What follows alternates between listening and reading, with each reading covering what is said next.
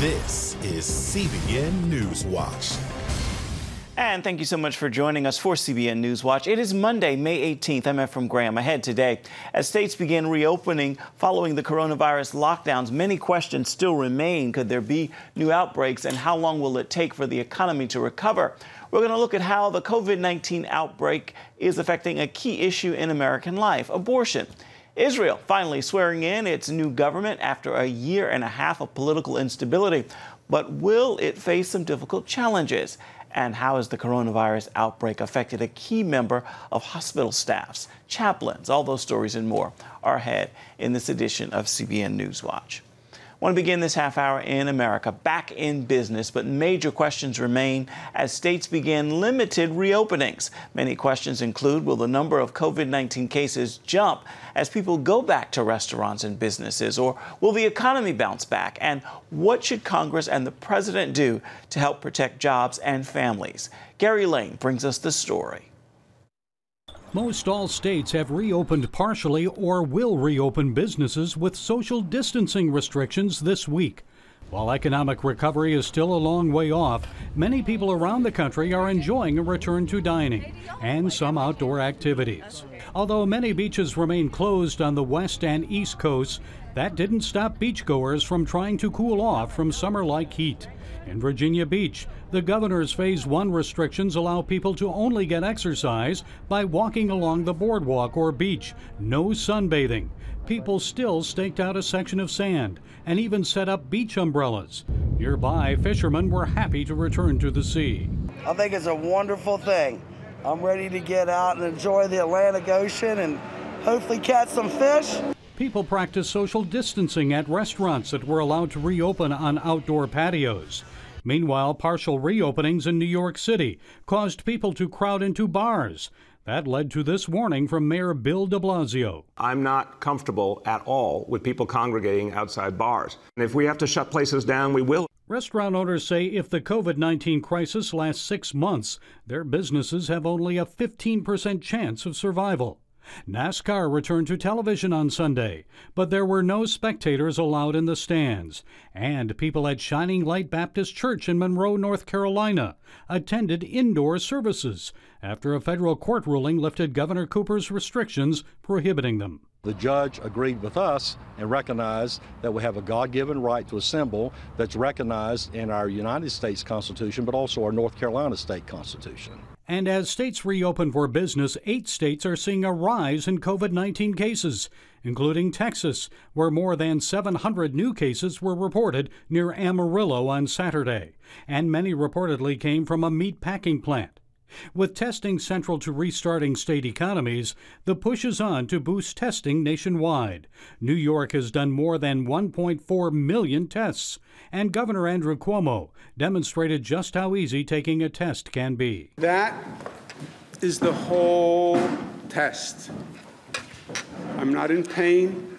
I'm not in discomfort. Appearing on the CBS program 60 Minutes, Federal Reserve Chairman Jerome Powell says a long road to recovery is ahead for the U.S. economy. This economy will recover. It may take a while. It may take a period of time. It could stretch through the end of next year. We really don't know. The country is not going to see a second Great Depression, said the Fed chairman, but there's more that Congress can do to help businesses and American workers avoid bankruptcy. Policies that help businesses avoid avoidable insolvencies and that do the same for individuals. Keep workers in their homes, keep them paying their bills, keep families solvent. Gary Lane, CBN News. The war over abortion has not ended because of the ongoing pandemic. While it brought new challenges to abortion opponents, it's also provided opportunities to save more babies. Paul Strand has the story. The Heritage Foundation brought pro-life activists from very different worlds together to see how the pandemic is either helping or hurting their cause. Brian Fisher's Human Coalition tries to change the minds of women planning to get abortions. They administered to almost 16,000 women in the 6 weeks before the COVID lockdown forced the organization to close its 7 pregnancy centers and just go to phones and internet. In the 6 weeks afterwards, that call volume jumped to almost 24,000, a 48% increase in calls from women who were in some sort of crisis. Yesterday, you tweeted that 12 babies were rescued from abortion, bringing that to a total of 16,414 babies rescued to date. On the other hand, everything happening over the internet these days is giving abortion activists a chance to push abortion pills being mailed straight to women, bypassing doctors. And Planned Parenthood's acting CEO, Alexis McGill-Johnson, calls this the silver lining of the pandemic. If your position is abortion everywhere without delay, you've got to solve the problem of making that possible when most doctors won't participate. And so what they're seeking is you and a stranger who you're talking to through your iPhone. Chemical abortion is completely unsafe at home. There's no possible way to make this safe. On the legal front, some pro-life counselors outside abortion clinics have been arrested for breaking social distancing restrictions. Well within the provision. It's a state statute. It's well within the statute. We're doing everything. But Alliance Defending Freedom lawyer Ken Conley said as some were hauled off to jail in Charlotte, their outreach with an ultrasound unit still saved lives. One woman was seen in the mobile care unit, had an ultrasound and decided to keep the baby, and another woman as well. I don't think she was in the mobile care unit, but she decided to keep the baby as well as a result of the efforts of the people out there that day. So even as the pandemic goes on, so do pro-life efforts to save the unborn. Paul Strand, CBN News, Washington.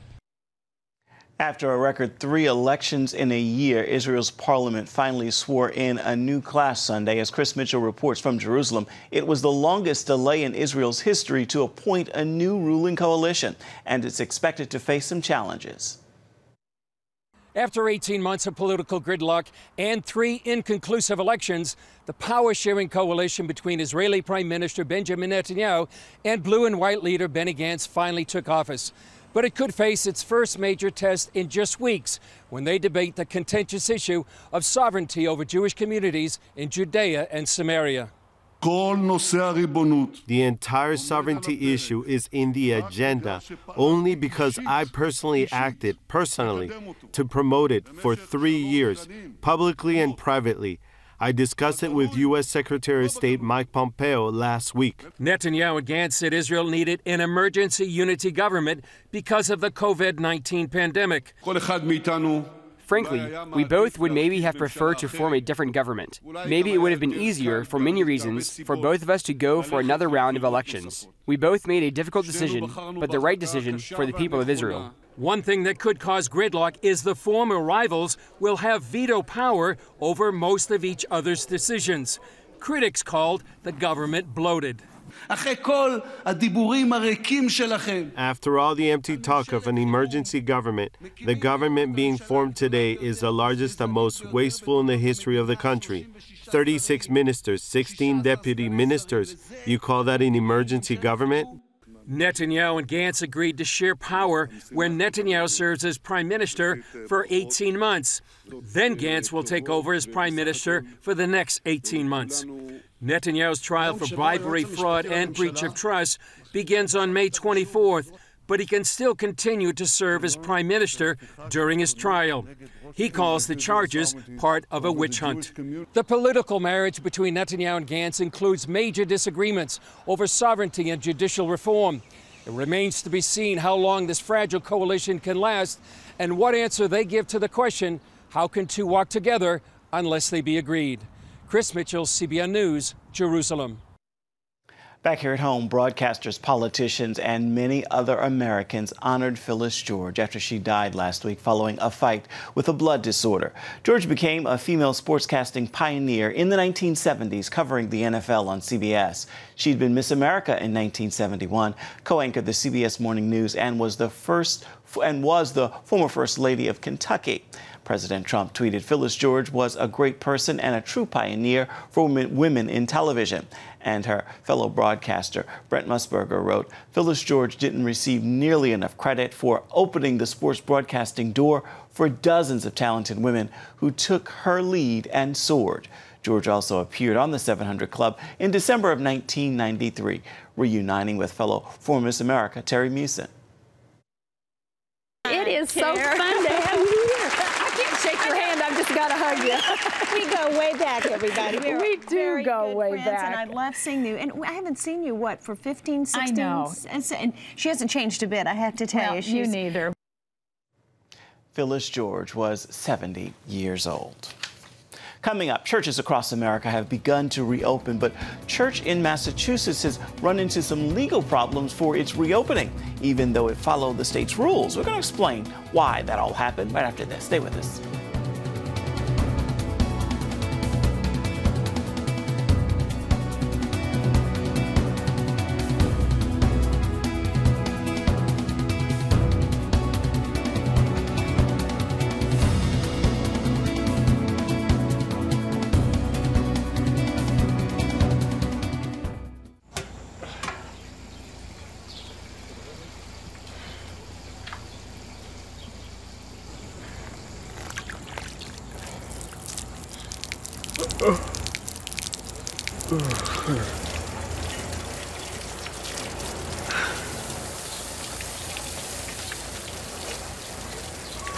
Life is better with a good night's sleep.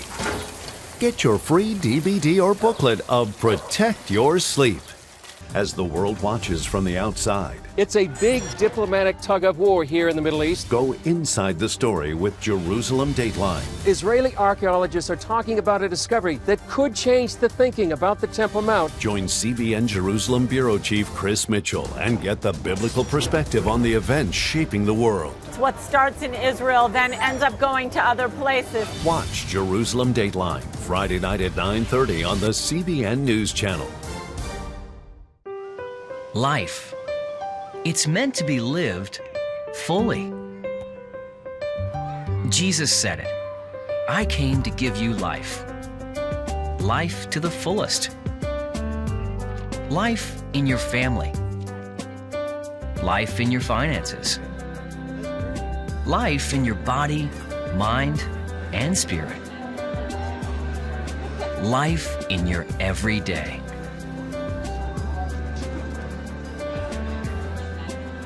At CBN.com, we're taking what Jesus said seriously. We're here to help you discover life. Life. Live it fully. CBN.com.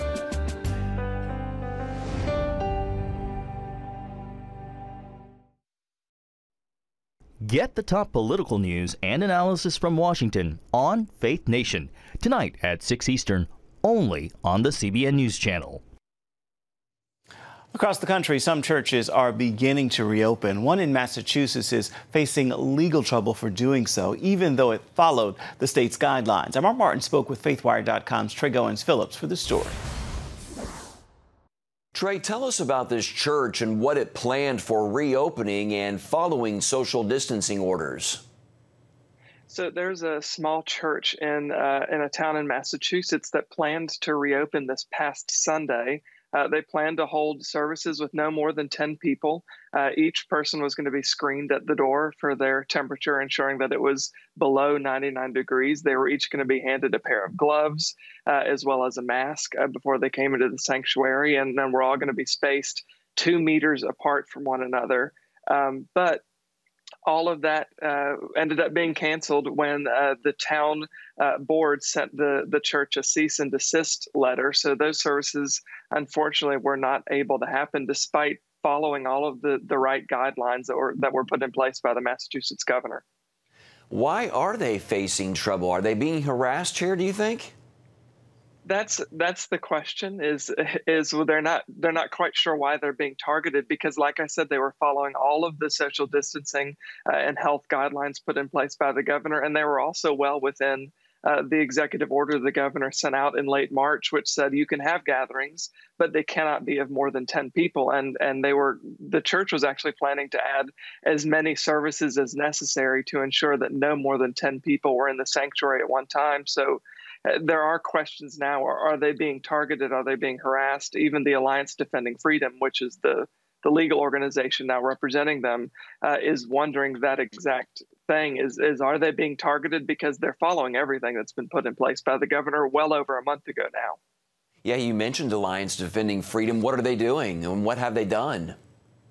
So last Wednesday, the church received a letter from the town board telling them to cease and desist any services, any gatherings, and now the church has sent them another letter, or a letter in response, I should say, at the behest of Alliance Defending Freedom, saying we're not planning on stopping. We canceled this past Sunday, but we're planning to move ahead with services this week because you have no legal ground to stop us. And the Alliance Defending Freedom is now telling the board to step down. So where do things stand now? What's the latest?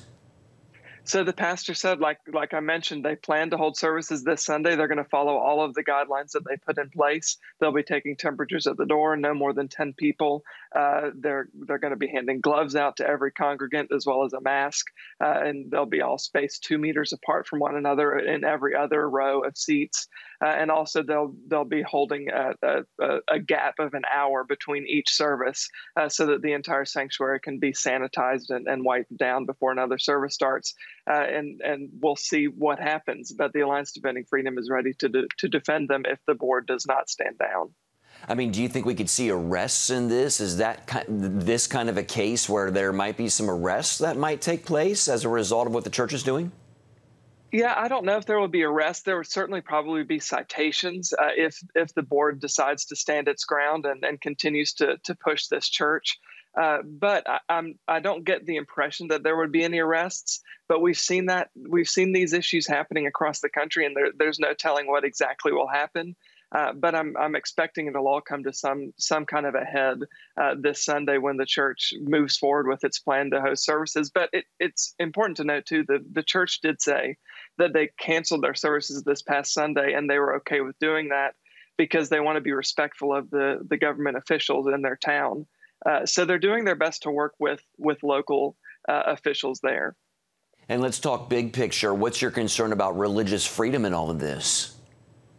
Yeah, I think it's important for churches to be safe, and I see churches doing that, putting in place a lot of parameters to make sure that they are safe. But the longer this carries on, the bigger the concern is that there might be overreach, and government officials could be using the pandemic as an excuse for clear overreach. So I think it's something that we really have to keep an eye on case by case, because I think in a lot of areas there won't be an issue.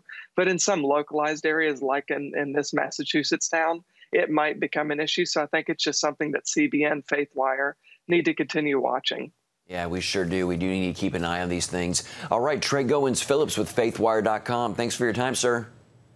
Thank you. And you can see more stories and important issues on FaithWire this evening at 9:30 Eastern on the CBN News Channel. Still ahead, at thousands of hospitals across the country right now, chaplains have had to reinvent their ministries in these days of social distancing. One major problem, not every hospital considers spiritual support to be essential care. We're going to explain how the chaplains are responding when we come back. Stay with us. On October 1st, 1961, history was made when a tiny station began transmitting the first signals of the Christian Broadcasting Network. CBN, the Christian Broadcasting Network. And now, a new era has begun with the all-new CBN News Channel. Just moments ago, the Iron Dome intercepted an incoming rocket right on the Gaza border. Administering in this area, spiritual warfare is definitely involved. A 24/7 news network, bringing you the news you want from a source you can trust. In Kenya, 40% of the medical services are actually provided by these Christian hospitals. Let's talk about the economy. Believers here are joining together to win people to Jesus Christ. All your favorite shows now in one place. Go to CBNNewsChannel.com to find out how to get the CBN News Channel on your TV all day, every day. CBN News.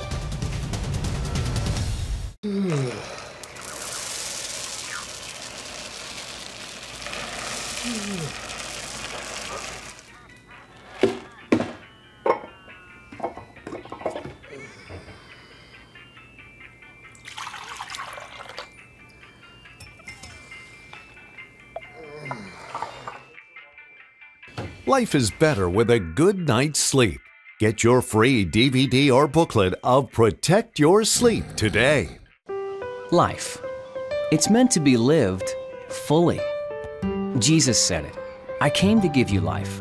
Life to the fullest. Life in your family. Life in your finances. Life in your body, mind, and spirit. Life in your everyday. At CBN.com, we're taking what Jesus said seriously. We're here to help you discover life. Life. Live it fully. CBN.com. Welcome back. Rocky Walker is a Desert Storm veteran, but he's never seen death like he's seeing it now as a hospital chaplain during the COVID crisis. Across the country, hospitals have been making massive changes to their operations. How are those changes affecting chaplains? Are they still considered to be essential care? Heather Sells explores those questions. Chaplain Rocky Walker walks the halls of the COVID unit at Manhattan's Mount Sinai Hospital.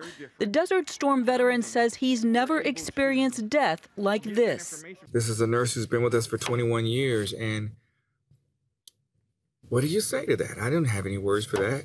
I was fighting back my own tears. Like every healthcare chaplain in the country, Walker's job has changed dramatically. He's often physically separated from patients and their loved ones, and that means connecting in new ways. Chaplain Kathy Disher at the James Cancer Hospital in Ohio checks in by phone with families these days and says they welcome her call.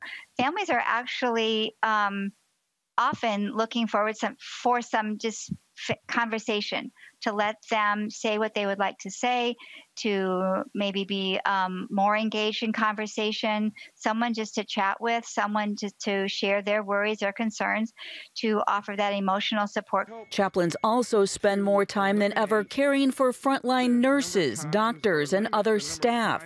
I'm observing what I think is a second wave of this virus, and that is a wave of depression, exhaustion, and weariness on the part of the healthcare workers themselves. Disher offers staff care packages she calls Tea for the Soul on the Go and supports them with short breaks. We're offering a 10-minute spiritual time that they can call in and have a meditation, listening to some instrumental music, just a time to take a break, to breathe. There's also a more delicate battle to assert themselves as essential care. Southern Baptist leader Russell Moore is frustrated that some hospitals see chaplains as just extra. My concern is we have to see hospital chaplaincy as an essential part of care for patients. And so hospital chaplains have to be able to have access in every way that is safe, safe for the chaplain, safe for the patient. But this is an essential part of ministering and caring for people. Doug Carver encourages the more than 700 Southern Baptist chaplains he oversees to make their case. We need to be like the persistent widow in the Bible and to continue to knock on the door of those who are in authority, to remind the doctors, the nurses, the medical staff, the hospital administrators that the ministry of the chaplain, bringing in, if you will, the presence of the Lord through the Holy Spirit, is an essential part of the healing and the help and the life for those patients, that it's about mind, body, and soul. Carver also thinks the crisis could strengthen the role of chaplains as the brutality of COVID prompts more conversations about suffering, death, and eternity. They're topics that chaplains live out every day. Hospice chaplain Davin Phillips wears a cartoon mask to comfort the children of the families he visits. He'll do whatever it takes to help the dying. For one patient recently, he sang "How Great Thou Art" in full protective gear. I try to make eye contact, and I have the gloves on too, and try to be able to minister through that. It seems to be, helping and making that eye contact and touching, but it's not the same thing. It's obviously not the same. Heather Sells, CBN News. Coming up, a look at how COVID-19's outbreak has affected Americans' faith, with a new poll bringing us the answer. And we'll have that right after we come back. Stay with us.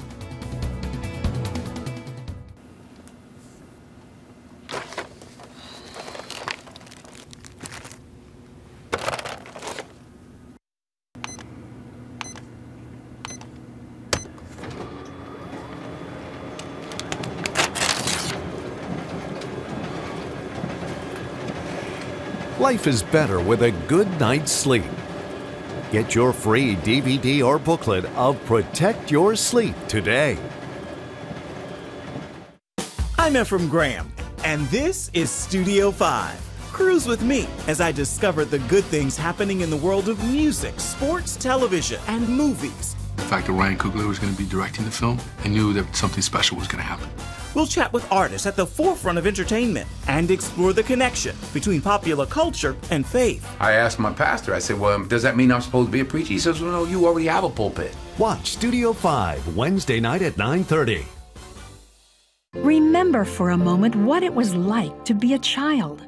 You believed every story you were told. You saw a world full of endless possibilities. What stories will the world's orphaned and at-risk children believe? We believe the Bible tells the only story truly worth believing. We believe that every child should have the opportunity to dream, the chance to take challenges and turn them into possibilities, the chance to stand on the promises of God, to recognize their place in the greatest story ever told. They have their whole lives ahead of them. Theirs is a world of endless possibilities. They are looking for a story to believe. We will tell them that story.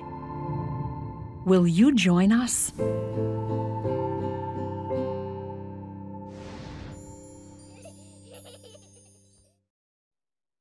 Check out the CBN News Daily Rundown podcast each weekday with me, Caitlin Burke. Click on the show tab at cbnnews.com where you can listen and subscribe.